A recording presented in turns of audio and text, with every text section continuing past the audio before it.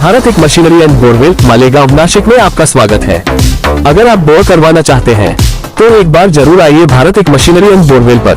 यहाँ मिलता है सबमर्सिबल पंप, जेट पंप, 4.75 और 6.5 inch bore run, fitting, repairing और पूरा सेटअप। हमारी खासियत बाकी दुकानों के मुकाबले सबसे सस्ता काम, पंप, पाइप और सामान और दुकानों से सस्ता। सारा काम ईमानदारी और एक्सपर्ट टीम के साथ। आपके लिए सुविधा, बोरिंग की गाड़ी चाहिए तो हम उपलब्ध कराते हैं। अपनी गाड़ी से बोर करवाओ, बाकी का सारा काम हम कर देते हैं।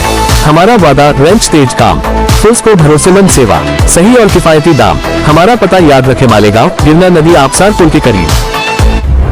आप देख रहे हैं मायरा न्यूज मालेगांव। सर, निहाल नगर के रहने वाले शेख अनीस शेख रज़ाक जो फांसी ले लिए थे, जिस मामले में क्या अपडेट है आज कोर्ट में, उसमें क्या कुछ इंप्रूवमेंट हुआ है?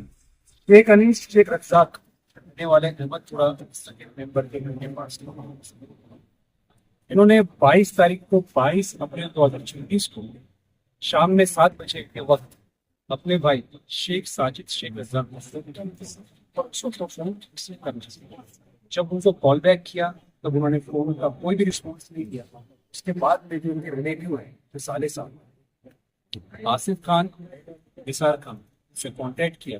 उन्होंने बताया फोन पर कि उन्होंने जो मैयत है उन्होंने अपने रहते हुए घर में लोखंड के रॉड से लटक कर उस जगह वहाँ पहुंचे तो उन्होंने जायजा लिया तो पता चला कि वो बहुत ही कंडीशन में वहाँ पर नजर, उनको वहाँ से निकाला और फिर मालेगांव के कुछ सोशल वर्कर जैसे शफीक अहमद, उसके बाद अकरम शेख साहब हो गए और अमीन भाई हो गए, उनको कॉन्टेक्ट किया।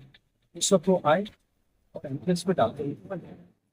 उसके बाद में जब उनसे पूछा गया आधार कार्ड के बारे में, तो जब उनके भाई शेख साजिद साहब ने आधार कार्ड देखने के लिए मोबाइल ओपन किया तो सामने पता चला कि एक वीडियो सेंड किया हुआ था मैयत शेख अनीस की जानिब से, और उसमें ऐसा कहा गया था कि अस्सलाम वालेकुम, मैं शेख अनीस शेख रज़ाक अपने पूरे रुख्सो आवाज पे ये गवाही देता हूँ कि आरोपी नंबर 1 जो है शेख इम्तियाज रियाज, इन्होंने जो है मुझसे 2.5 लाख रुपए लिए, और जो आरोपी नंबर 2 है शेख सलीम का जो बेटा है, उसका आरोपी नंबर 2 का नाम है शेख इरफान शेख सलीम उर्फ इत्तू पटेल, इसने भी मुझसे 1,30,000 रुपए लिए। और ऐसे कई लोगों ने मुझसे आकर पैसा लिया और मैंने जब पैसों की डिमांड की तो ऐसा कहा उनको जो करना है कर लो, मैं तुमको पैसा लौटाने वाला नहीं। उस वक्त जो मैयत थे उनके छोटे छोटे बच्चे थे, उनकी वाइफ, उनकी फैमिली की कोई ऑप्शन ना होने की वजह से और लोगों ने पैसों के लिए कंटिन्यूस उनको परेशान करने की वजह से, कोई भी ऑप्शन ना होने की वजह से उन्होंने सुसाइड कमिट किया। इस मामले में 2 लोगों को आरोपी बनाया गया।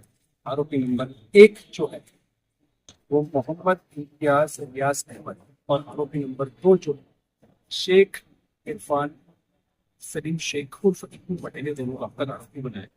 ये 2 आरोपियों में से आरोपी नंबर 1 जो है उसको पुलिस स्टेशन में पुलिसों ने तक करके जो है 23 तारीख को रात में 8:11 पर और आज कोर्ट में 3:45 बजे के वक्त उसको प्रोड्यूस किया और पुलिस प्रोसिक्यूशन ने 4 दिन का उसमें डिमांड हमने इत्यादि की तरफ से नहीं ये कहा। सबसे पहले आरोपी नंबर 2 जो है इसका इंफॉर्मेशन लाजमी, उसका अरेस्ट होना बहुत जरूरी है।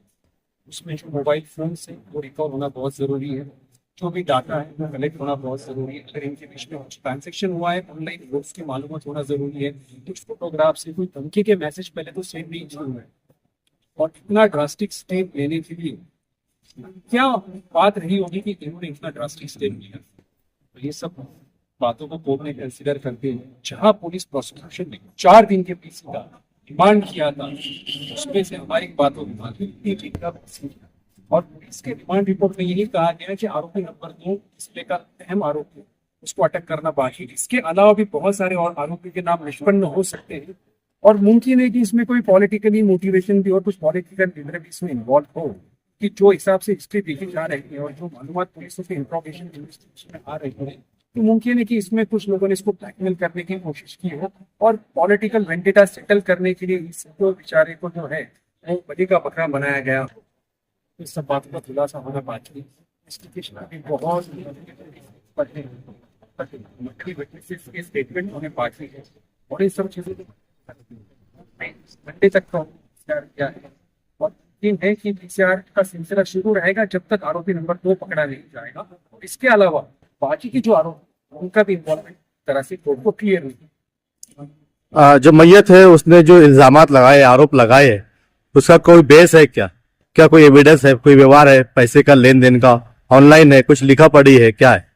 देखिए हमारे कानून की जुबान में ऐसा कहा जाता है कि जो इंसान मर रहा हो वो कभी झूठ और अगर वो झूठ कह रहा होता तो पुलिस बिना इन्वेस्टिगेशन के तो इनको अटक करेगी नहीं।